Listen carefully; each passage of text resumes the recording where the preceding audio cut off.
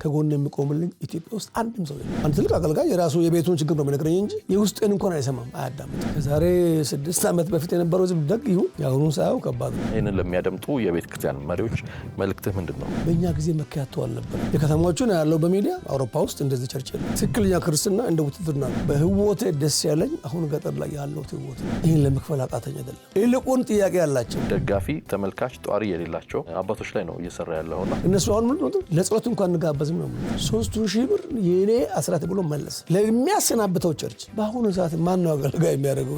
አሁንም ወደ ገጠር ለመግባት የውትድርና ልምዴ ጠቅሞኛል የሚል ሀሳብ አንስተልኛልና አገልጋይ ለምን ይታመማል ብሎ ተናገር ያሉና 30 ዓመት አንድ ቸርች ላይ መጋቢ መሆን ጌታ ካረዳው በቀር አይቻልም። 80 አባቶች በእጄ ላይ አሉ። አገልጋዮች ግን በገጠር ስታያቸው ምን ይመስላል ህይወታቸው? ዳግም ያልተወለደ መንግስተ ሰማያትን አይወርስም በሚለው ቃል ብቻ ሄደው ግማሹ አውሬ በልቷቸው ግማሹ የቀሩ ሰዎች ናቸው። ሁሉ ጊዜ ቸርቾች ጥሩ ሆነናል እንዲያሳልፈን ምን ነገር ሰምቻለሁ። ኢንተርቪው ሳደርግ አንድ ቸርች ላይ 100 ብር እንኳን ለጫማ መጥረጊያ የለኝም ደሞዝ የለኝም ማለት አለቀስኩ። በእኔ አቅም ስለማይሆን ሰው ይስማ አሳዩኝ። ችግሩ ምንድን ነው? ቤተክርስቲያኖች ቸገራሉ። ገጠር ነው ባይዘው እነሱን እስከ ቤታቸው እጄ አይቼ የእነሱን ድምፅ አፍኜ ብተው ለእኔ ኃጢአት ነው። ሰላም ጤና ይስጥልን የፕሮግራማችን ተከታታዮች፣ ዘወትር በየሳምንቱ አርብ ምሽት በኢትዮጵያ ሰዓት አቆጣጠር 2 ሰዓት ላይ በኤክሌሲያ ሚዲያ ብቻ የሚተላለፍላችሁ ኪያ ሾው የተሰኘው ፕሮግራማችን ጀምሯል። ያለፉ ተከታታይ ፕሮግራማችንን ተከታትላችሁ ስክሪኑ ላይ ባለው አድራሻ በኮሜንት መስጫው በቴሌግራም ቻናላችን ገብታችሁ ሐሳባችሁን ምክራችሁን ስላካፈላችሁን እጅግ አድርጌ አመሰግናለሁ። የዚህንም ሳምንት ፕሮግራም ተከታትላችሁ ሐሳባችሁን ምክራችሁን እንድታካፍሉን አደራ ማለት ፈልጋለሁ። በተለይ ዘወትር እንደምላችሁ ስለ ጌታ ስለ ኢየሱስ ክርስቶስ በልባችሁ ያለ ጥቅስ ሊሆን ይችላል፣ ሐሳብ ሊሆን ይችላል፣ መልእክት ሊሆን ይችላል በኮሜንት መስጫ ላይ እየጻፋችሁ ኢየሱስ ጌታ ነው ኢየሱስ ይመጣል እያላችሁ አብራችሁን እንድትከታተሉ አደራ ማለት ፈልጋለሁ። ዛሬ እንግዳ አድርጌ ጋበዝኩላችሁ ኑሯቸውን ረዘም ላለ ዓመታት በአውሮፓ ያደረጉ ወንድማችን ናቸው። ነገር ግን ከቅርብ ጊዜ ወደዚህ በተለይ በወንጌል አገልግሎት ውስጥ የሚታወቁ አባቶችን በመጎብኘት ሙሉ ጊዜያቸውን በመስጠት ወደ ሀገራቸው ተመልሰው ከ6 ዓመታት በላይ በዚህ አገልግሎት ውስጥ የተሳተፉ ወንድማችን ናቸው። ስለ ሕይወታቸው ስለ አገልግሎታቸው እያነሳን ከኔ ጋር ቆይታ እናደርጋለን። ወንድማችን አለማየሁ ስንታየው ዛሬ ከኔ ጋር ናቸው። አብራችሁ ቆዩ።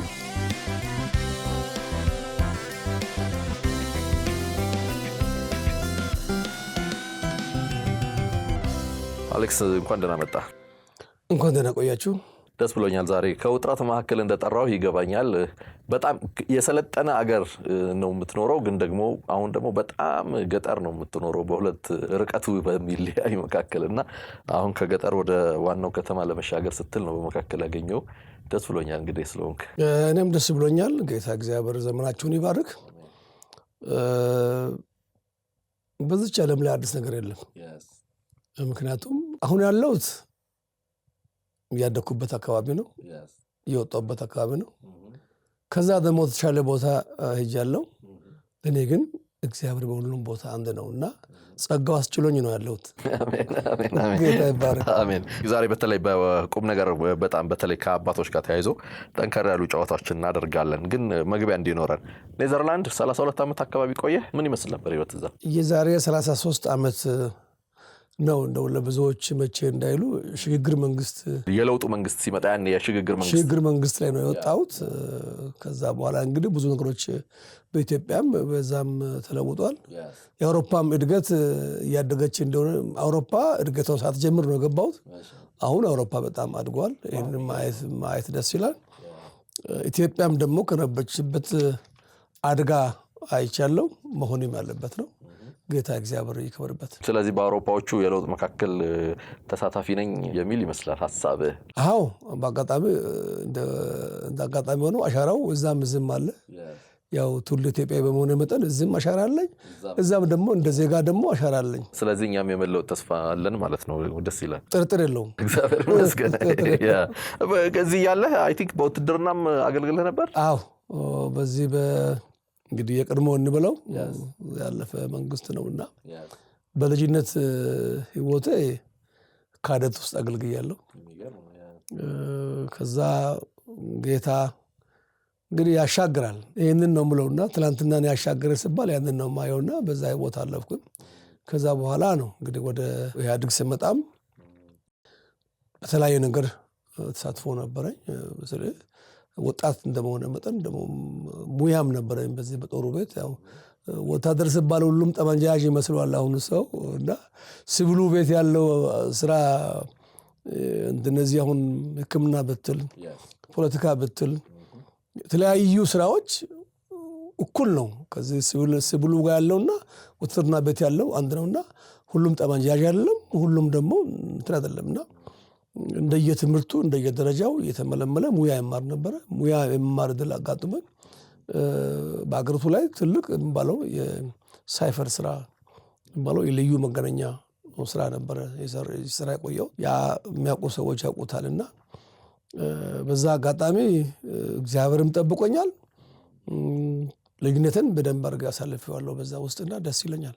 ያ ልምድም ነው አሁን ገጠር የጠቀመኝ። እሱን ላነሳልህ ነው። ምክንያቱም የውትድርና ቤት የሚሊተሪ ላይፍ ስታይል ራሱን የቻለ የተለየ ነው ከመደበኛ ሰው ህይወት። ምክንያቱም ብዙ ዲሲፕሊኖች የሚፈልጉ በጣም ብዙ ለምሳሌ ስፖርታዊም ሆነ ህይወትህን ደግሞ የሚያቀን አይነት ብዙ ዲሲፕሊኖችን የምትማርበት ነውና ጳውሎስ ለምሳሌ ስለ ውትድርና ምሳሌ አድርጎ ክርስትናን ከዛ ጋር አገናኝቶ የሚያነሳባቸው ነገሮች አሉና በህይወትህ ምን ያህል ጠቀመህ? ምልህ ከውትድርናም ከወጣ በኋላ ያ ህይወት ምን ያህል ጠቀመህ? ትክክለኛ ክርስትና እንደ ውትድርና ነው።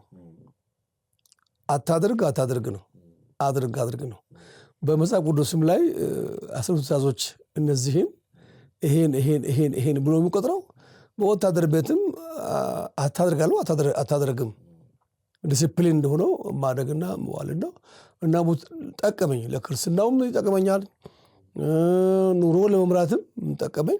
እስካሁንም በዛ ዲሲፕሊን ነው የምጠቀመውና ለምሳሌ ወታደር ጠመንጃ ይዟል፣ ሽጉጥ ይዟል፣ ግን አይተኩስም። ጥፊው ብታደርገው በጥፊ ብትመታው አይተኩስብህም። ለምን? ዲሲፕሊኑ ነው። ስለዚህ የኛም ደግሞ አሁን አንድ ሰው ሄደ እግዚአብሔር ያድናል ብለህ ብትናገረው አንዱ ተነስቶ የታባክ ብሎ በመታ አትመታውም። አንዳንድ ጊዜ እንቅፋት ሲመታን ወይ አንድ ሰው እያወቀ ስል እኔ ምን እላለሁ? ጌታ ይባርክ። ሌላው ደግሞ ሸምዙን ጎተት ያደርገው ልመታ ይነሳል እና ይዘላል። እኛ ደግሞ አናደርገውም ያንን። ለምን?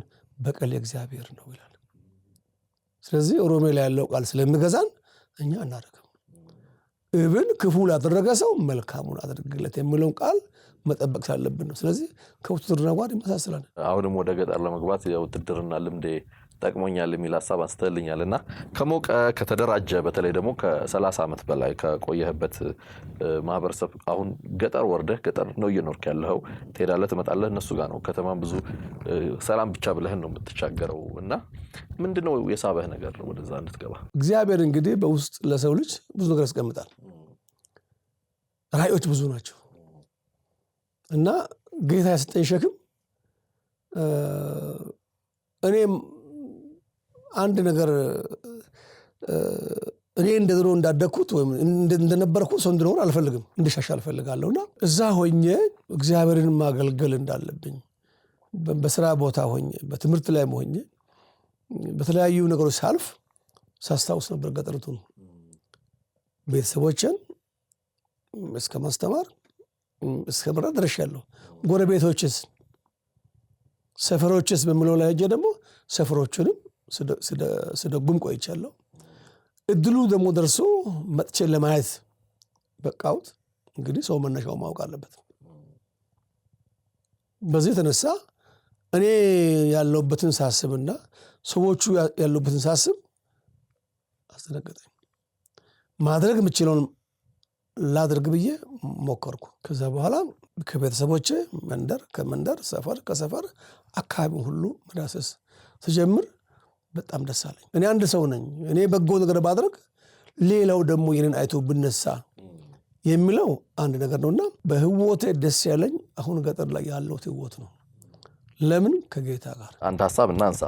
ያንተ ልጅ የሚኖረው አውሮፓ ነው፣ ግን የለስላሳ መጠጦች አሰባስቦ ተዟዝሮ በመሸጥ በተሰበሰበ ገንዘብ ለትምህርት ቤት ዴስክ አሰርቶ ነበር እና ዴስኩን ለማሰራት ሲመጣ የተናገረው ግን ንግግር ነበረ።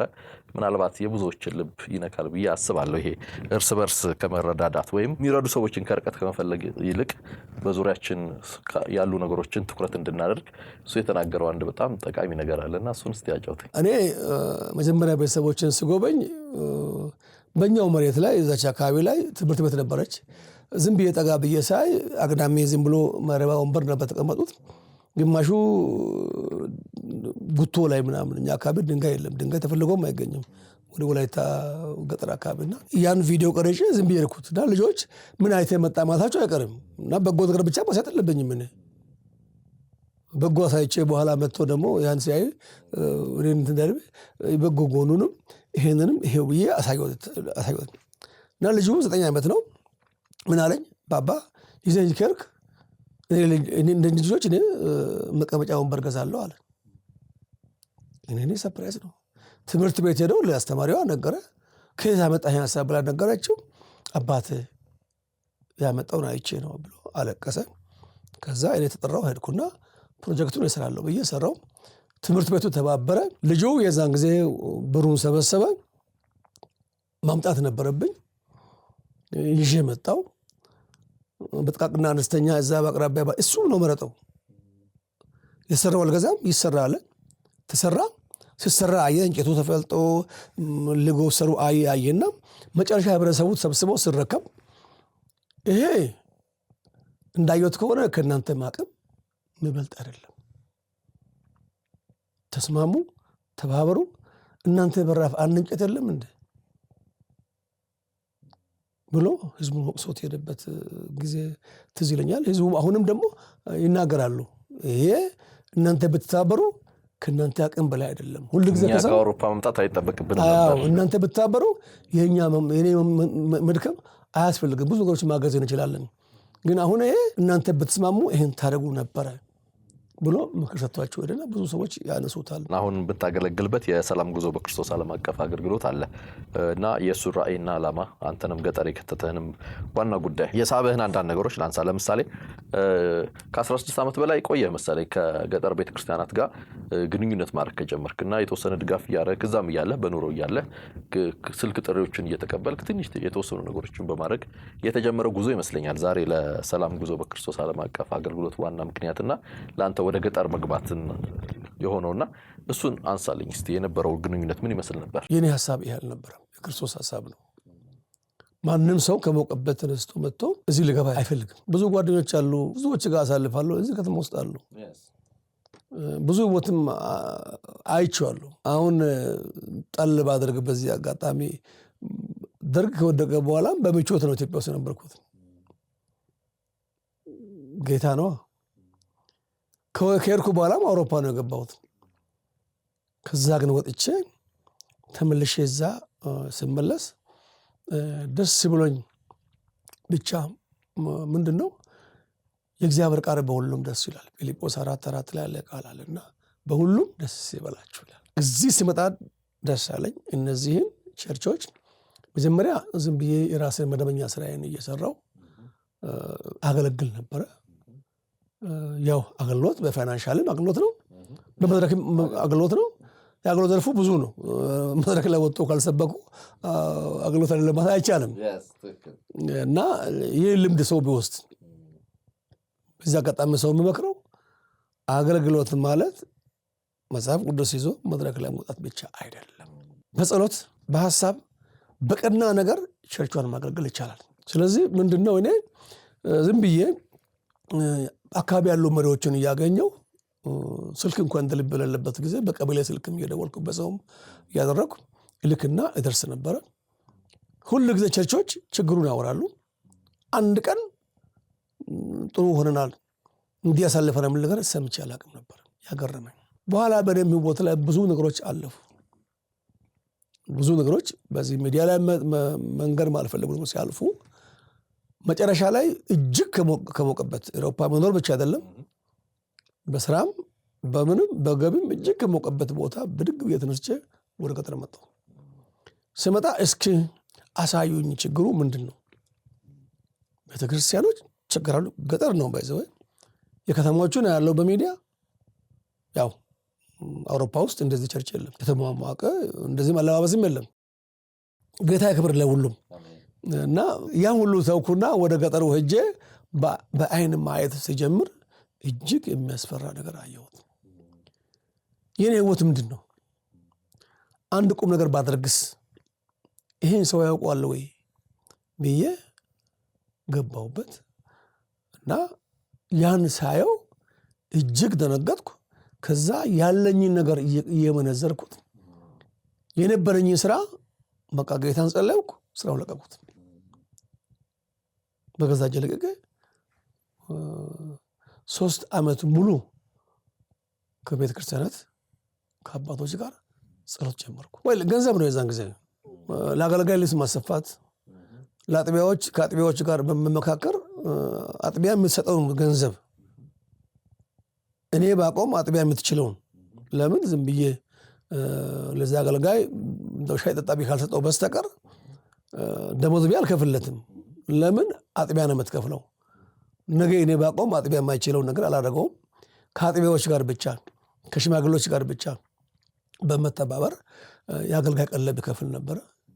የአገልጋይ ጫማና ልብስ ከዛ ጨርቅ በመላክ ከዚህም በማስገዛት ኮንትራት በመስማማት ከዚህ ከልብስ ሰፊዎች ጋር ረዳ ነበረ። የመጀመሪያ ቀን በተለይ ይሄንን አገልግሎት ለመጀመር እዚህ መጥተህ ሰላም ለክርስቶስ እንዲጀመር ምክንያት የሆነ ቀኑን ታስታውሳለህ? በቸርች ዙሪያ ሲሄድ አንድ ቸርች ላይ የዛሬ 6 ዓመት ለኢንተርቪው ስገባ እንግዲህ አመራሮች አሉ የዚህ የቃለ ሕይወት እንግዲህ ከነሱ ጋር ነው ጀመርኩት እና እነሱ ጋር ወደ አጥቢያ ስገባ ኢንተርቪው ሳደርግ አንድ ቸርች ላይ 100 ብር እንኳን ለጫማ መጥረጊያ የለኝም፣ ደሞዝ የለኝም ማለት አለቀስኩኝ። እሱን ለጎበኝ ሲሄድ የበላሁትን ምግብ ራሴ አውቃለሁ የከፈልኩትን። እሱ ግን እግዚአብሔርን እያገለገለ 100 ብር እንኳን በወር የለኝም ስል እንባዬ መጣ። ከዛ በኋላ ያንን ለውጥ ለማየት መትጋት ጀመርኩኝ። ሌሎች ጋር ሄድኩኝ እና ዶክመንት አለኝ በተለያየ አካባቢ ወደ 100 ቸርቾችን ኢንተርቪው አድርጋለሁ። ስልህ ይሄ አቅም የለውም ብሎ ያሳዩትን ቦታ ነው እና ከጎኑም አቅም ያለው አለ እና ብዙ ጊዜ በዚህ አጋጣሚ ነው የሚመክረው።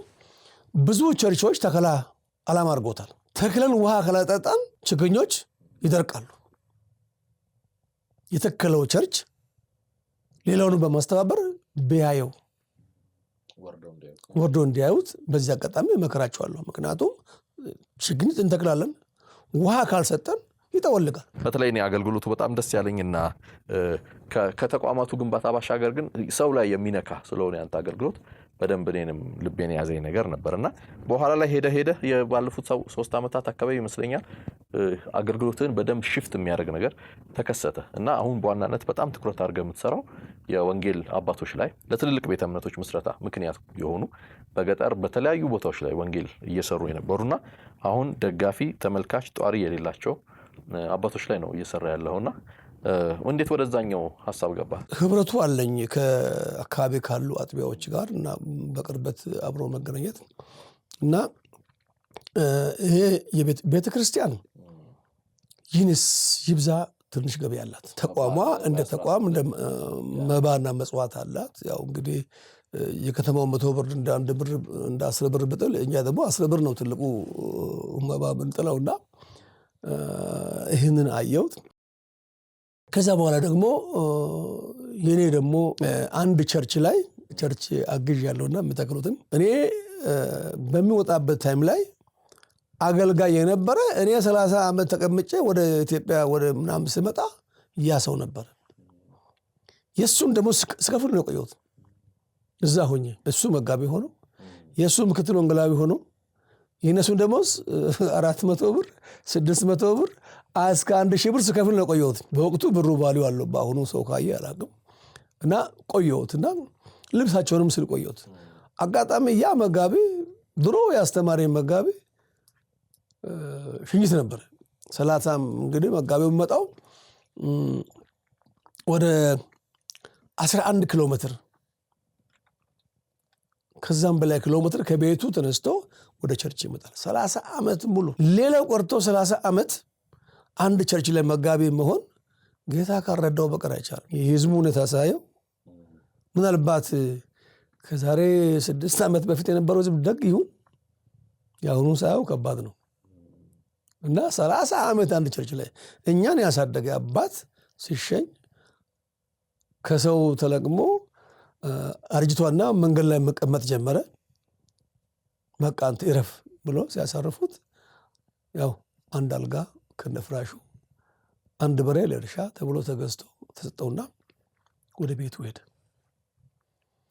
ሸኘንና ይሄኛው ቸርች የሰራበት ቸርች አካባቢ ላለው አጥቢያ አስረከበው። እንኩ ልጃችሁን ብሎ ይሄኛውም ቸርች ለእነሱ በቃ ጊዜው ሁሉ እዛ ጨርሷል። እንግዲህ የደከመው ነው የሚያስረክቡት፣ ምንም አያደርገውም። እዚህ ለዚህ ላይ መባ አስራት አልከፈለም። ያው ትውልድ ቦታ ስለሆነ እዛ ሰጡትና ወሰዱት። ምን አደረጉኝ አባት እንካ 10,000 ብር፣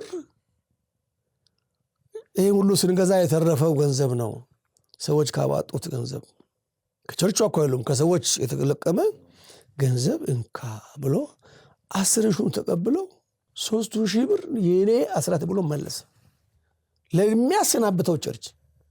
በአሁኑ ሰዓት ማን ነው አገልጋይ የሚያደርገው? እንግዲህ አንጀትን በላ። ይሄ ሰውዬ ጥለን ነው የምንሄደው፣ ነገ ጠይቃለሁ ብሎ አይደለም ቀጥሮ ያዙት። ቻው ቻው ነው። ሰው ሁሉ ቻው ብሎ አቅፎ እየሳሙት እኔ ጆሮ ላይ ተመልሼ መጥቼ ይጎበኛል አልኩት። እሺ አሉ። ከዛ በኋላ ጎበኛውት። እዛ የምሰጠው የቀለቡ ገንዘብ እንዳይጎለው እየረዳሁት ነው ያለሁት። ሌላ ጊዜ መጣውና እኚህን አባት እንደዚህ ነው እንደምደረገው? አዎ ልጄ፣ አዎ እንዳንተ ብዙዎች አሉ፣ በየት ቁጥረው እንደምላሉ እኔ ነገረኝ እንዳትል አሉ። ማሰስ ጀመርኩኝ። ሲደርሰው ባልጋ ላይ ሲሄድ እንደዚህ እንባይ በእንባይ ሆኑ። ጎበኟቸው። ከዛ በኋላ አብረ ሰበሰብኳቸው። አይቻለሁ። ለምሳሌ ቪዲዮዎችም ለተመልካቾችም እናሳያለን። አንተም ባለፈው በመጣ ጊዜ እዚህም የአብያተ ክርስቲያናት መሪዎች ባሉበት ካውንስሉም ላይ ተገናኝተን ብዙ ነገሮችን ተጫውተን እናውቃለን እና በከፊል ሀዲያ አካባቢ፣ ከምባታ አካባቢ፣ ወላይታ ላይ፣ ጋሞ ጎፋ አካባቢ ያሉ አባቶች ላይ ትልቅ ስራ እየሰራህ ነው። በሞተር እየሄድክ ነው። ህይወታቸው ትንሽ ያሉበት አልጋ ላይ ቀና እንዲል እየደከምክ ያለው እና እኔ አንድ ሳብ ላንሳለ። ለምሳሌ አንድ ሰው የመንግስት ሰራተኛ ሲሰራ ወይ የሆነ ቦታ ላይ ሲሰራ እንደው ጨርሶ ሲወጣ ጡረታ የሚሆንም ቢሆን እንደው ባይጠቅመው እንኳን አትሊስት ቡና የሚጠጣበት ወይ ትንሽ 2-3 እርምጃ የሚራመድበት ቀለብ ይሰፈርለታል። እና አገልጋዮች ግን በገጠር ስታያቸው ምን ይመስላል ህይወታቸው? አንተ ቀርበህ ስላየሃቸው። እኔ ያየሁትን ሁሉ ይሄ ነው፣ ግን ብዙ አሁን እያለፉ ናቸው ያሉት እና ሁሉ ጊዜ ይመርቃሉ ብለን መጠበቅ የለብንም። ስብስቢያቸው ሳምንት አንድ ቦታ አስቀምጬም 60 አባቶችን 70 አባቶችን አስቀምጬ አይቻለሁ። ሳምንት ሙሉ አንድ ቤት ውስጥ አስቀምጬ ሲጫወቱ እርስ በርስ ላይ ሲለዋወጡ ሰምቻቸዋለሁ። ተቃጥለዋል። ብዙ ነገሮችን ይናገራሉ። በኮላ ኮንታ፣ በገሞ ጎፋ፣ በተለያየ ቤኒሻንጉል፣ በአማራ አካባቢ በተለያየ ቦታ ላይ እነዚህ ሰዎች እኮ እንዳሁኑ ዲግሪ ማስተርስ ይዞ አይደለም ፒኤችዲ ይዞ አይደለም እንትኑ ወይም እንደ አንብበው መጽሐፍ ቅዱስን አንብበው አይደለም። እነሱ በጸጋ እግዚአብሔር ያድናል፣ ዳግም ያልተወለደ መንግሥተ ሰማያትን አይወርስም በሚለው ቃል ብቻ ሄደው መከራ የሆኑ ሰዎች ናቸው። ግማሹ አውሬ በልቷቸው፣ ግማሹ የቀሩ ሰዎች ናቸው። የእግዚአብሔር ጸጋ በትክክል እነሱ ላይ አሁንም ይሰራል እና እነዚህ ሰዎች በቃ የዕለት ጉርሱን የሚያገኙ ጥቂቶች ናቸው። የለም ከአካባቢ ወጥቶ ነው ቆይቶ የተመለሱት። ብዙ መሬት የላቸውም። ጠጋ ብሎ አንድ ቦታ ሰርተው ነው ያሉት። መጨረሻ ላይ ጥሪት የላቸውም እና ባዶ ነው ያሉት። ስለዚህ የእነሱን ችግር በሙሉ በቃ አየሁትና አብዛኛዎቹ አሁን ደግሞ ሞተው ሚስቶቻቸው አሉ። የሚበሉት የሚቀምሱት የላቸውም። እነዚህ አባቶች አንዳንዶቹ በታሪክ በስም የምናውቃቸው ናቸው። አንዳንዶቹ በጣም በታሪክ በስም ከሚታወቁት አጠገብ አብረው ተሰልፈው የነበሩ ናቸው በርካቶቹ እና ለትልልቅ ቤተ እምነቶች ከተማችን ውስጥ ምናልባት አሁን ስማቸውን ላንጠራ እንችላለን፣ ግን ትልልቅ የምንላቸው ሜንላይን ቸርች የምንላቸው ያደግንባቸው የትልልቅ ቤተ እምነቶች መመስረት ምክንያትም የሆኑ አባቶች ናቸው። እነዚህ አባቶች እነሱም እንደዛ ይላሉ እና በቀደም እንደውም ትዝ ይልህ እንደሆነ አንድ ክብር እንግዳችን ተናግረዋል። መንገድ እየሰራን እንግዲህ መንገድ ሲሰራ ብዙ ጉዳንጉድ አለ። መንገዱ አሁን እንደሚያምር አይደለም። የሚፈነቀል ድንጋይ የሚቆርጠጥ እንጨት ስራዎች አሉና ያንን ለማድረግ ዳውዘርና ድንጋይ ለጫን ገልባጭ ያስፈልጋል። እነዚህ እስካቫተርና ዳውዘር መኪናዎች መንገዱ ካለቀ በኋላ አይፈለጉም ማለት። እነዚህ እኮ መንገድ ጠራጊዎች ናቸው። መንገዱን ጠረጉ፣ አስፋልት አደረጉልን። አስፋልቱ ላይ አይገቡም። አሁን እኛ ተወልደን ደግሞ አስፋልቱን ያዝነውና እሳቸው እነሱ አሁን ምንድን ነው ለጸሎት እንኳን እንጋበዝም ነው የሚሉት። ጥያቄ ያጣን ነው የሚሉት።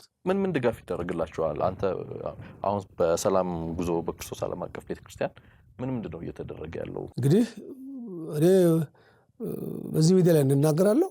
አንድ የሚደግፈኝ ሰው የለም። እንዳውም ተርፎኝ ከአውሮፓ መጥቼ ገጠር የሚዞር መስሏቸው ነው አገልጋዮች የሚቆጥሩት። እና 185 አባቶችን ጎብኝቻለሁ። 80 አባቶች በእጄ ላይ አሉ። አሁን 30 በመጣበቅ 50 ቀለብ እያገኘ ነው ያለው። እንግዲህ ተስፋ የሰጧቸው እቤት እየላኳቸው ከገሞ ጎፋ፣ ከቁጫ እንግዲህ ከተለያዩ ቦታዎች ከሀዲያ ከከምባታ ሰብስቤያቸው ሌሎችም በአካባቢው ካሉ ኢንፎርሜሽን ተቀብዬ ማያቸውን አይቻለሁ። ሌሎችም ተቀብያለሁ። ነገር ግን አልቻልኩም መድረስ። ለምን? ከጎን የሚቆምልኝ ኢትዮጵያ ውስጥ አንድም ሰው የለም። መስማትም አይፈልጉም አገልጋዮች። የራሱን ነው የሚያንጸባርቀው። እነሱን ችግር ይዤ ቢቀርብ አንድ ትልቅ አገልጋይ የራሱ የቤቱን ችግር ነው የሚነግረኝ እንጂ የኔን ጉዳይ ዲስከሽን አድርጎ አያደርግም። የውስጤን እንኳን አይሰማም፣ አያዳምጥም። ይሄን አገኘሁት። ግን አሁን እኛ የምናደርገው ምንድን ነው? ለነሱ ቀደም ሲል 1000 የኢትዮጵያ ብር እየሰጠን እህል ደግሞ ስረክስ እህል ገዝተን 40 ኪሎ 50 ኪሎ ጀምረን መስጠት። ምክንያቱም እህሉ እናቶች እጅ ላይ ይገባል። እኚህ እንግዲህ አባቶች እንግዲህ አሁን እንደ ሕፃን ናቸውና ሁሉ ነገር ያምራቸዋል፣ ሰውን ይፈልጋሉ። እና እነዚህ አባት ቅጣ እንኳን አድርገው በቅጠል ቡና ለማቅረብ እህሉ ያስፈልጋልና እህሉን ገዝቶ ስለማይችሉ እህሉን እኛ እንሰጥ ነበር። በየቤቱ እየዞርን በሞተርም በአህያ ጋርም እያደረግን እኛ ደርስ ነበር በየአካባቢውና የእህሉ ዋጋ ደግሞ አሁን በዛብን፣ አልቻልነውም። በቆሎ አሁን ወደ 700 ብር 600 ምናምን ብር ደረሰ። 65 ብር አንድ ኪሎ፣ 70 ብር 1 ኪሎ፣ ባለፈው 85 ብር 1 ኪሎ ገብቶ ነበር። ስለዚህ ያን ስለማንችል አሁን 2,000 ብር እያደረግን ነው። የአንድ አባት የዓመት ቀለብ 24,000 የኢትዮጵያ ብር ገባ። በፊት ግን 12,000 ብር ነው። ስለዚህ ይሄንን እያደረግን ነው ያለ ነው። ጌታ ብረዳን ያው ይሄን እንቀጥላለን የሚል ግምት አለኝ። ቁጥሮች ስታነሳ ለአንዳንድ ሰዎች ከተማ አካባቢ ላሉ ወይም ባህር ተሻግረው ላሉ ሰዎች ግር ሊላቸው ይችላል።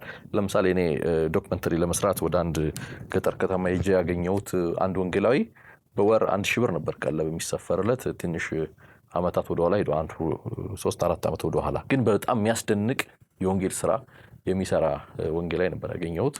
እና በወቅቱ 1,000 ብሩ እዚህ ከተማ አካባቢ ብዙ ስራ የሚሰራበት አይደለም። ግን ገጠር ላይ ያ ወንጌላዊ ሲያገኘው ግን በጣም ብዙ ስራዎችን እየሰራ ማለት ልዩነታችንን ላሳይህ ብዬ ነው እዚህ ከተማ ያለ ነውና ገጠር ያለው የወንጌል አገልግሎት ምን ስዕል እንዳለው ለማየት ያክል ነውና ካነሳህልኝ ግን እዚህ ጋር ላንሳለ። ባለፈው ለምሳሌ አሰባስባቸው ነበር በጋራ ከሁሉም አካባቢ ተሰባስበው አንድ ላይ ነበሩ። እኔ እንዲሁም ገርሞኝ ነበር። ጾም ጸሎት ጊዜ ሁሉ ነበር ስትለኝ በዚህ እድሜያቸው በጾም አብረው ለመካፈል የሄዱት ነገር። ሌላ ደግሞ ከሱ ጋር ያይዘህ ታነሳልኝ ደስ የሚለኝ የጤንነታቸው ጉዳይ። የእድሜው ድካም ቢኖርም ግን ደግሞ ጤናቸው በጣም ያስደንቅ ነበርና ምን ይመስል ነበር ያ ቀን? ጌታ ይባር። እኔ ጌታን ያመሰገንኩበት ነገር ነው ጠየቀኝ እና ብዙ ሚዲያዎች ላይ ቀርቤያለሁ። ይሄ የጠየቀኝ ሰው የለምና አንድ ሳምንት እኔም ብዙ ፈርቼ ነበር። አንዳንዱ ልጆቻቸው በሞተር ላይ አቅፈው አድርሰው ነው የሄዱት አካባቢ ሰዎች። አንዳንዶቹን በአመቺ ቦታ አድርጌ በመኪና ነው ሰብሰብኳቸው። አንድ ሳምንት ሙሉ ሲቀመጡ እኔ ፓራስታሞል አዘጋጅቻለሁ፣ የተለያዩ ነገሮች ፈርስት ኤድ የሚጠቅሙ ነገሮች አዘጋጅቻለሁ። ግን አንድ አባት 70 አባት ነው ነበረው። አንድ አባት መድኃኒት ሲውጥ አላየሁትም። ከእርጅና በስተቀር በሽታ የለባቸው እና አንድ ቦታ ላይ አንድ ሰው ነገረኝ። አንድ ቸርች ሪፖርት ስታቀርብ ከተማ ውስጥ ቸርች ነው የአገልጋይ ሕክምና ወጪ ብሎ ሲያመጣ አንዱ ብድግ አድርገው ጃንሶ አገልጋይ ለምን ይታመማል ብሎ ተናገር ያሉና የድሮ አባቶቹን አይተው ይሆናል ብዬ ገመትኩ። ሳምንት ሲቆዩ እኔ ዶክተሮቹንም ለምኜ አዘጋጅቼ ነበር እንድረዳቸው እና አሁንም ቤታቸው እጄ በግል ስጫወት ከነሱ ጋር ሕክምና ተቸግሬያለሁ። ይህን ለመክፈል አቃተኝ አይደለም። ይልቁን ጥያቄ ያላቸው ቀብራቸውን ማን ነው የሚቀብረን ነው ሲሞቱ። ይሄ ጥያቄ ያለባቸው ስንሞት ማን ነው የሚቀብረን ነው እንጂ ሕክምና ገንዘብ አጣው ሆስፒታል ገብቼ እንዲከስር ያለው ምን ነገር አልሰማውም ከነሱ። እንግዲህ ከኔ በላይ የዞረ ካለ እሱ ይንገር። ግን ጌታን በጣም አድርጌ አመስግናለሁ። በቃ እግዚአብሔር እንግዲህ ከችግሩ ጋር ጌታ ምላል መውጫ አዘጋጃል የሚለው አንድ አባት ስኳር በሽታ ጠይቅ ያለው አንድን አባት እንዴት ነው እንዲህ የልጅ አገልጋዮች አሁን ያሉት ስኳር ምናምን ይሄን አጠጣም አልበላም ብለው እያወሩ ናቸው ያሉትና እናንተ እንዴት ናቸው ሲባል በእኛ ጊዜ መከያቶ አልነበረም አሉ። በእኛ ጊዜ ጥሬ ስጋና መከያቶ የወላ አላገለገልንም። የአሁኑም ሰዎች ምቾት ነው የሚያሳምማቸው። በእግር አይራመዱም፣ ርቆ አይሄዱም እና መከያቶ ስኳር ይጠጣሉ። እኛ ጊዜ አልነበረንም አሉ። ግን ጌታ ትልቅ ነውና ጤናቸው የተጠበቀ ነው። እምልህ እንደዚህን አባቶች ለሚመለከት ለአዲስ የገጠር አገልጋይ በተለይ ለወንጌል ተግዳሮት አይሆንም? እነዚህን አባቶች እያየ ነገ እኔስ እንዲሆን እያለ ለመኖር ወደ አገልግሎት ለመግባት ተግዳሮት አይሆንም? የእነዚህ ሰዎች ህይወት እንደዚህ መሆን አይሆንም። ማይሆንበት ምክንያት አለ። አብዛኛው አገልግሎትን ስራ አድርገውት ነው በቁጥረው። ሌላው እኔ ከአውሮፓ የመጣሁት የተሻለ ዓለም ስላየሁት ነው። ከአውሮፓ መጥቼ እዚህ ጋር ማየው የተሻለ ዓለም ስላየሁት እንደው ለምን ሰው እኔ ከተቸገርኩ ሰው መቸገር አለበት ወይ ብዬ እኔ የምኖርበት ሀገር ላንሳል። እኔ አውሮፓ ስራ እንኳን ሰው ባይሰራ ሶሻል ሴኩሪቲ አለ፣ ታክስ ኦፊስ ይህን ስራ አንተ ብታቆም እዚህ የምታገኘውን ገቢ ይከፍልልሃል። እነዚህ የተማርናቸው አራቱም መጠለያ፣ ምግብ ምናምን የምትላቸው አራቱ ነገሮቹን ራሱ ያሟላል። አንተ ተጨንቀ አስበህ አይደለም። ብትሰራ መልካም ነው፣ ጤና ነው፣ እንድትሰራ ገፋፋል፣ እንድትማር ገፋፋል። ግን ብታጣም ምግብ አተ፣ ሕክምና አተ፣ መጠለያ አተ፣ ልብስ አተ እንድትቸገር አይፈልግም ለዜጎቻቸው። እኔ በሰው ሀገር ለዛ ሀገር መመስረት እኔ አንድ መስመር አልመታውም ለነሱ ሀገራቸው አጥረ ሲያጥሩ። ግን ሄጄ ልጆችን አስተምረው እኔ አስቀምጠው እኔ አለው። እዚህ ግን ሁኔታው እንደዚህ አይደለም። ያን ስላየሁት ነው እኔ መጥቼ እዚህ ሰው ማገዝ ልቤ የተሰበረው። አሁን አዲስ ለሚያገለግሉ ዞሮም ስላላዩ ይሄንን ነገር ደግሞ ደጉን ነገር ብቻ ከማየትና ከማሰብ ውጪ እነዚህ ነገሮች ይመጣሉ ብለው አያስቡት። ስለዚህ ጫና በእነሱ ላይ ያመጣል ብዬ አልገምትም። ለምን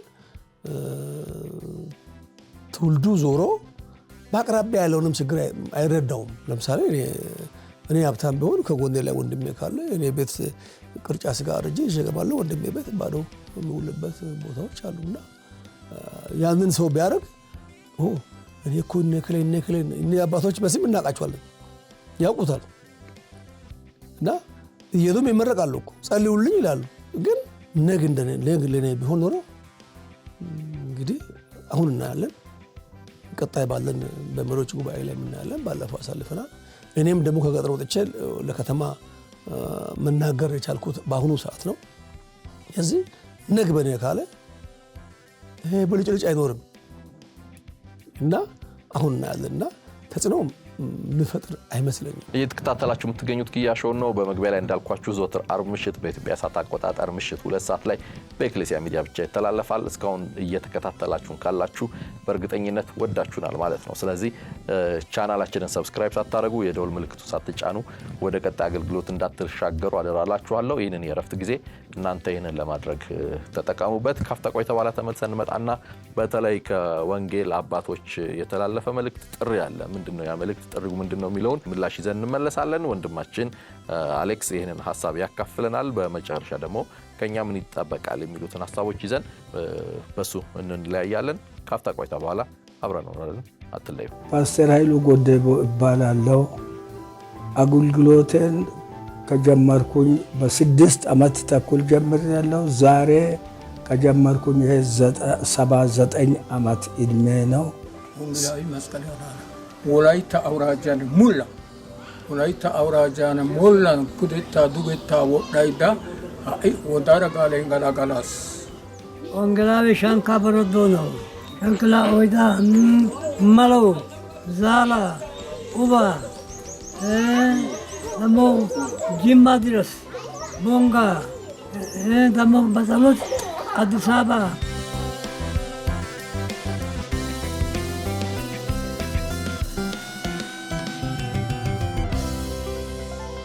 የሰላም ጉዞ በክርስቶስ ተመስርቶ እንቅስቃሴ እየተደረገ ያለበት ሁኔታ አለ። ከአባቶችም ዘንድ ደግሞ የተላከ መልእክቶች አሉና አሁን ቅድም እንደነገርከን ወደ 80 አካባቢ አሉ። አሁን አንተ እጅ ላይ ቅርብ ጊዜ አይ ቲንክ የተወሰኑት ደግሞ ወደ ጌታም ይሄዱ አሉ አንተ ከምትረዳቸው መካከልና መልእክታቸውን ከማድረስ አንፃር እንድናነሳ ነውና ምንድነው መልእክታቸው? መጀመሪያ ሰላም ጉዞ ሲባልም ሚኒስትሩ ስሙ ትርጉም አለው። እኔ ምንድነው በቃ በኔ አቅም ስለማይሆን ሰው ይስማ ነው ትልቁ መልእክት ነው። እነሱም ያሉት ቃል አለ፣ ቃል በቃል እኛ ኖረናል። መጨረሻ አንተን እግዚአብሔር ጣለልን። እቺን ያክልም እንኳን እርስ በርስ እንድንወያይ ከሁሉ ቦታ ሰብስበናል።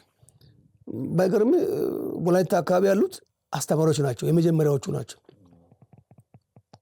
ከገሞጎፋ ከብራና ያመጣዋቸው የነሱ ተማሪዎች ናቸው። እነሱ ማረጅው እድሜ ነው እንግዲህ እና እነሱ መተብሮ ከልጆቻችን ጋር ተገናኝተናል። በእግዚአብሔር ቃል መሰረት በሰማይ ትልቁ ቦታ በኖርንም መሬት ላይም ተገናኝተናልና ሳንሞት አየን የሚለው ያመሰገኑበት ጊዜ ነበር። ከዛ የኛን ድምጽ አሰማልን። በማቴዎስ ወንጌል 10:12 ባለው ቃል መሰረት ቃሉ ምን ይላል? ወደ ቤትም ስትገቡ ሰላምታ ስጡ። ቤትም የሚገባው ቢሆን ሰላማችሁ ይድረስለት፣ ባይገባው ግን ሰላማችሁ ይመለስላችሁ ይላልና ቃሉ እንግዲህ ይቀጥላል። ሌሎች እንግዲህ ያንብቡት እና ታችሁንም እንትን ነው። ታችሁም ደግሞ ሁሉ ጊዜ መልካሙን ነገር ነው እኛ የምናነባው እና ሰላም ለእናንተ ይሁን ብዬ ስመጣ ሰላሜ ይብዛ ብለው ላሉ ሰዎች አባቶች እንግዲህ አርጅተዋል። እንግዲህ በ100 ዓመት በ120 ዓመት የመጨረሻው አባታችን አቶ ፓስተር ባንጫ ያያ በ140 ምናምን ዓመት ሄዱ። ዲና እንኳን ያስመረመረ ሰው የለም በዓለም ላይ የመጨረሻው እድሜ ሙሉ አለ። ግን አሁንም እኛ ጋር አሉ እና አጋጣሚ ሆኜ ከሰው ጋር እያወራው ላስመረመር ጥረት እያደረኩ ያለው እሳቸው ህይወት አለፈ። ምን አሉ? ሰላምታችንን አድርስ። ሰላምታውን ከተቀበሉ በኋላ መጨረሻችሁ ያማረ ይሁን በላቸው የሚለውን ነገር ሰጡ። ከዛ በኋላ በአጠቃላይ 97 ቤተክርስቲያን መሪዎች እና አገልጋዮች አባቶች ተሰብስበው ወላይታ ላይ እንካ የኛን ሰላምታ ለዓለም ሁሉ አድርስልን። የሰላምታ መነሻ ከኛ ከወላይታ አባቶችና አገልጋዮች ወይም መሪዎች ለዓለም ሁሉ አድርስ ብለው ሰጡን ቃል ይሄ ቃል ነው። ይሄን ቃል ሰምተው ለተቀበሉ ሰዎች እነሱ በእኔ ላይ ጭነው ሰጡትን ባረኮት እባርካቸውና ወደ ኋላ ወጣሉ። ካልተቀበሉም አልቃወምም፣ ከተቀበሉም እሰየው። ከዛ በኋላ ያን ጉባኤ መጨረሻችሁ ያማረ ይሁን የሚለውን ባረኮት ነው ከነሱ የተቀበልኩትን እኔ ማሳልፈው። ይሄ ነው። በዚህ መሰረት ነው አሁን እኔ በአረብ መሬት በአውሮፓ ላይ አንዳንድ ነገሮች ላይ ደርሼ የመጣሁት ይሄንን ነው። እነሱ ይሄንን የመጨረሻ በቃ አሁን እኔ መልእክቱን ከኔ የሚቀበል ሰው ታድሏል። ከራሴ ግን አውጥቻለሁ። እነሱን እስከ ቤታቸው እጄ አይቼ በነፃነት የእነሱን ድምፅ አፍኜ ብተው ለእኔ ኃጢአት ነው። ይሄን ሰምቶ ደግሞ አትሊስት እንኳን መጸለይ እንኳን በገንዘብ አይደለም፣ ብጸልይም ከገንዘብ በላይ ነው።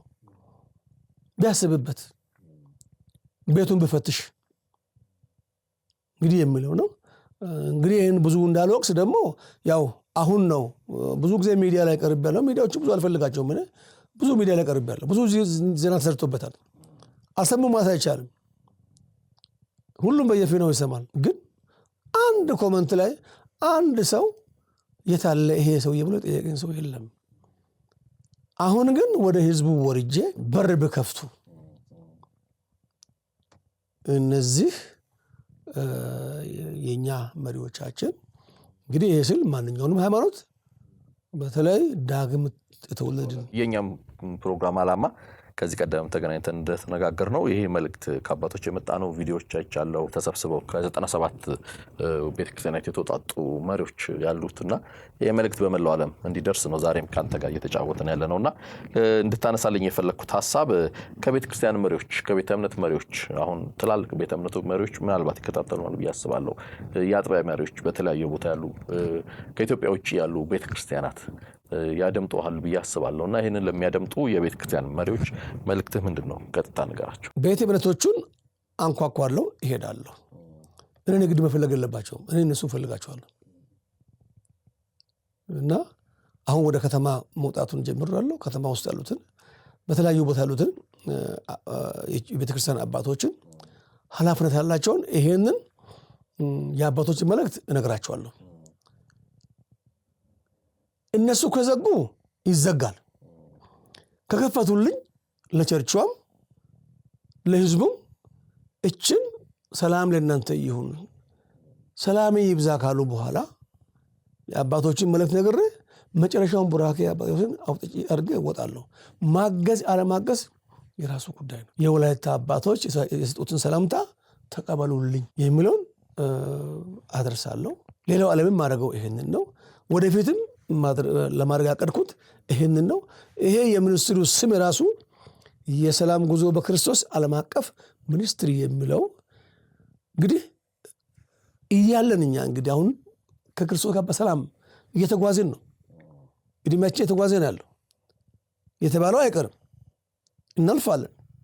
ስለዚህ በዚህ ሳናልፍ በህይወት እዚህ ያለን ጉዟችን ከክርስቶስ ጋር ሰላም እንዲሆን የሚለውን ነገር ነውና ሰላም ጉዞ ደግሞ ከቸርች ወደ ቸርች የሚጓዝ ጉዞ ነች። ብዙ ትርጉሞች አሉና ከዛ ጋር ነው እኔ መልእክት ማስተላልፈው። በሩን እንድከፍቱና አትሊስት የሰውን ችግር መስማትም ትልቅ ነገር ነው።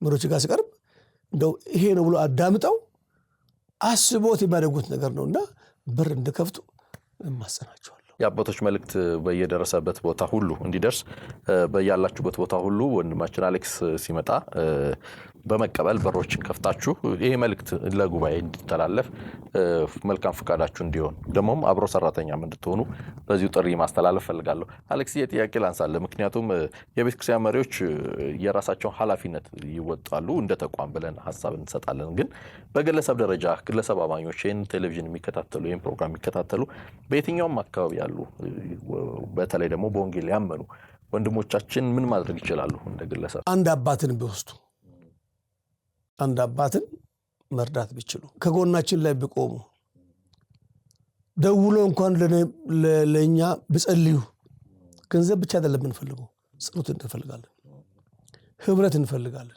ቱሪስት ሆኖ ቢጎበኙ በራችን ክፍት ነው። እነዚህ አባቶች የታሉ ብሉ ያው አቅማችን በቻለ መጠን እኛ እንግዲህ የምናደርገው በ6 ወር ጉብኝታለን በየቤታቸው በአመት በታህሳስ ወር ላይ እንሰበስባቸዋለን። ከየሀገሩ ትራንስፖርታቸውን አስበን በህይወት ያሉት እንዲገናኙ እናደርጋለን። እዛ ኮንፈረንስ ላይ ቢገኙና ቢባረኩ። አባቶች እርስ በርስ ሲገናኙ የነበራቸው ስሜት ምን ይመስል ነበር? ሲገናኙ በእውነት አልጠበኩም ነው። እነዛ አባትና ልጅ ነው የተገናኘው።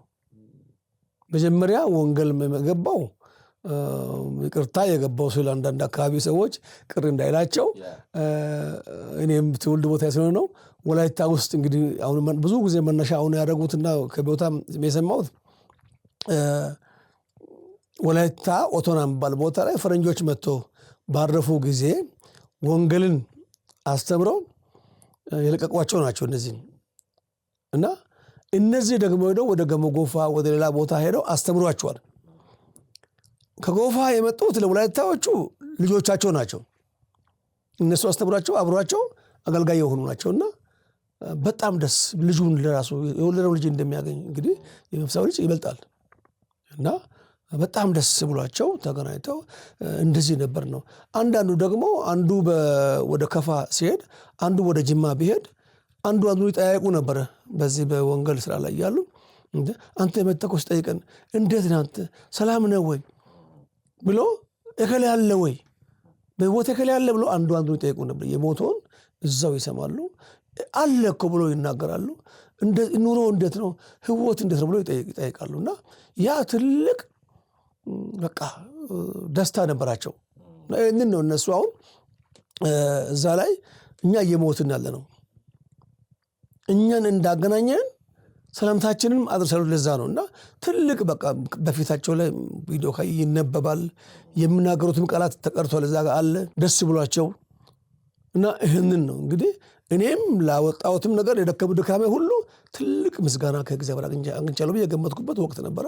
በጣም ደስ ብሏቸዋል። አሁንም ቀኑን በጉጉት ይጠብቃሉ። ያው የአቅም ጉዳይ ነውና እኛ ራሳችን አባቶች እየሆንን ያለ ነው። እነሱ ጥሩ ጊዜ አሳልፈዋል። ሌሎች ይቀጥላሉ። ይህ አገልግሎት አይቆምም። በአንድ ሰው ወይም በአንድ እንትን የሚቆም አይደለም እና ምንድነው እያገለግል ያለን ሰዎች ለራሳችን ብለን በዚህ ጎን ላይ ብንቆም ሳያመልጡን ብንመረቅ። ምክንያቱም ሁሉም ነገር ጥቅለን የምንሄደው ነገር ነው። በራቁት እንደመጣን በራቁት እንደምንሄደው እውቀቱም ገንዘቡ ሀብቱም ከኛ ጋር የሚሄድ አንድም ነገር የለም።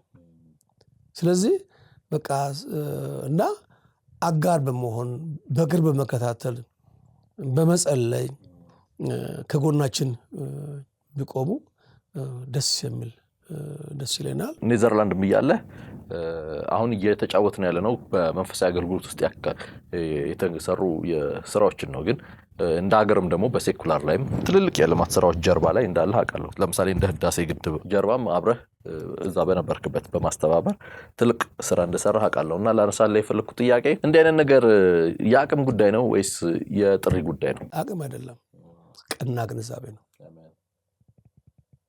አቅም ጉዳይ አይደለም። አቅም በኋላ የምትፈትሸው ነው። መጀመሪያ ቀና ግንዛቤ ይኑርህ። ከዛ በኋላ እኔ ምን እችላለሁ ይምረት ትመጣለህ። አንተ ማትችለውን ሌላው ይሰራል። አንተ የምትችለው ሲሰራ እግዚአብሔር ደግሞ ከጎን ይሰጣል ሰው። ይሄ የህዳሴ ግድብ ብቻ አይደለም። የህዳሴ ግድብ በፊት ከወላይታ ልማት ማህበር ጋር፣ ከትግራይ ልማት ማህበር ጋር፣ ከአማራ ልማት ማህበር ጋር ብዙ ሰርተናል። የሰሙት ያውቁት ይሆናል ያሉ ሰዎች። ያለውበት ሀገር ደግሞ የልማት በጣም በልማት የሚያምኑ ሀገር ናቸው። ኔዘርላንድ ፈንድ በማፈላለግ በወጣቶች ላይ በእናቶች ላይ በሚሰሩ ፕሮጀክት ከዚህ ልማት ማህበሮች ፕሮጀክቱ ይልካሉ። እዛው ሆኜ በማቃናት ፈንድ በማፈላለግ ሎቢስቶችንም እየፈለኩ ከኤምባሲ ጎንም ሆኜ ብዙ ስራ የሰራንበት አጋጣሚዎች ነበሩ። ከዛ በኋላ በዛው የተነሳ ደግሞ ለህዳሴ ግድብ ታጨው እና ትልቁ እጅግ ምኮራው እና መቼም በዚህ ምድር ላይ የሚያኮራ ነገር የለም፣ ግን የህዝብ ሀብት ነው። መንግስት ቀይራል እንጂ ግድቡ ይቀጥላል። እኛ ነው የምንቀየረው። ለልጆቻችን ቅርስ ነው፣ ሀብት ነው። ልክ እንደ ኢትዮጵያ አየር መንገድ ምንም ቋሚ ሀብታችን ነው። ይሄም ማወላወል የለብንም እና ቦንድ እንድገዙ ቦንድ እንዲሸጥ ኔዘርላንድ በይቅርታ ይሄን ነገር ስናገር ግን ኔዘርላንድ በጣም ኃይለኛ ዲያስፖራ ያለበት አካባቢ ነው። ለተቃውሞው መነሻው ኔዘርላንድ ነው፣ ቤዝ ነው። በዛ በመጋፈጥ ያው ያንን ህዳሴ ግድብ ለማስተባበር በወቅቱ ከነበረው አይሆፕ ትዝ ይለኛል አምባሳደር ዶክተር ካሱላላ ነበሩ። ከሳቸው ጋር በማስተባበር ትልቅ ሚና ተጫውቻለሁ። ትልቅ ዱላም ወርዶብኛል። እንግዲህ ያ አንዳንድ ጊዜ ሰዎች እውነትንም እያወቁ የሚጠሉ አሉ። ዛሬ በቀይ ምንጣፍ ላይ ይሄዳሉ። በወቅቱ ከሳሾች የነበሩ። ከዛ በኋላ ደግሞ እግዚአብሔር ደግሞ ካሳውን ከፈለልኝ። ለዚህ አገልግሎት ደግሞ ይሄ ነው እኔ በጎ ነገር ብዬ አገልግዬ እንዲሆኛለሁ ብዬ ይሄ ራእይ ደግሞ መጣልኝና ለዋናው መልስ ምንድነው? ትልቁ ቀና ሐሳብ ይኖር። ሌላ አይደለም፣ ገንዘብ አይደለም፣ ዕውቀትም አይደለም። ቢኖርም ጥሩ ነው። እነዚህ ሁሉ በኋላ ይመጣሉ። ግን ቀና ግንዛቤ ይኖር። የህዳሴ ግድቡ ደስ ብሎኛል። የህዳሴ ግድብ መስራች ነኝ። ብዙ ዶክመንቶች አሉ። የራሳቸው የአዲስ ዘመን ጋዜጣም አለ ምንም አለ በዛ ውስጥ አለው። ግን በጣም ኮራሁት እና ይሄን ነው ህይወትን ያሳለፍኩት በዚህ በበጎ ነገር ላይ ነው። አሌክስ እጅግ አድርጌ አመሰግናለሁ። ገጠር ብዙዎች ጠብቀዋል። ወደ ገጠር እየሄድክ ነው መልእክት ለማድረስ ወደ መሪዎች አካባቢ በመጣህበት መካከል ነው ዛሬ ተገናኝተን ይሄን የመሰለ ቆንጆ ጨዋታ እያደረግን ያለ ነው። ጥያቄዎች ተገባደዋል። የምትለን ነገር ካለ በመጨረሻ እድሉን ላንተ ልተውና እናጠቃለን። ጌታ የተባረከና የተቀደሰ ይሁን። እንደው እድሉ አጋጥማችሁ በድንገትም ሆነ ብላችሁ ይሄን ሚዲያ ከፍታችሁ ካያችሁት በየአካባቢያችሁ በየትውልድ ቦታችሁ በየመንደራችሁ ያለውን ቸርች ጎብኙ። የወጣችሁ አገልጋዮች በመሪ ደረጃ በአገር አቀፍ ደረጃ በተለያየ ቦታ ያላችሁ አገልጋዮችም ቤተክርስቲያን በአካባቢ ላይ ያሉትን አባቶችን እናቶችን መጎብኘቱን አትርሱ። እንግዲህ ስልካችን በዚህ መጨረሻ ላይ ይቀመጣል። እናንተም ከኛ ጋር ሆናችሁ ራእዩ ተካፋይ ሁኑ። ባርኮቱንም ተቀበሉ። እግዚአብሔር ዘመናችሁን ይባርክ። በመጨረሻ የምለው ነገር ቢኖር መጨረሻችሁ ያማረ ይሁን። እየተከታተላችሁ የቆያችሁት ግያ ሾው ነው። በመግቢያ ላይ እንደነገርኳችሁ ዘወትር አርብ ምሽት በኢትዮጵያ ሰዓት አቆጣጠር ምሽቱ 2 ሰዓት ላይ በኤክሌሲያ ሚዲያ ብቻ የሚተላለፍ ልዩ ዝግጅት ነው። ዛሬ የሰላም ጉዞ በክርስቶስ ዓለም አቀፍ አገልግሎት እየሰራ ያለውን ራእይ አብረን እንድንካፈል ጥሪ ለማቅረብ ነው ይህንን ፕሮግራም ያደረግንላችሁ። በተለይ አባቶቹ ድምጽ ይድረሳችሁ፣ መልእክቱ ይድረሳችሁ የሚለውን ይዘን ነው ይህንን ያመጣንላችሁ። ስለዚህ ይሄ መልእክት በየአካባቢያችሁ መድረስ እንዲችል መሪዎች አብራችሁ ከዚህ አገልግሎት ጋር እንድትሆኑ፣ በግለሰብ ደረጃ ደግሞ ያለን እያንዳንዳችን ደግሞ ከዚህ አገልግሎት ጋር አብሮ በመቆም አድራሻውን ስክሪኑ ላይ እናስቀምጥላችኋለን። ለነዚህ አባቶች ድምጽ ምላሽ እንድንሆን የዚህ የሰላም ጥሪ ተካፋይ እንድትሆኑና አባቶችን መጎብኘት አብረን ተሳታፊ እንድንሆን ጥሪ ማስተላለፍ ፈልጋለሁ። ቀጣይ ሳምንት ከሌላ እንግዳ ጋር በሌላ ርዕሰ ሀሳብ አብሬያችሁ ቆያለሁ። መጋቢያ ቢታደለ ኪያ ነኝ። መልካም ቆይታ።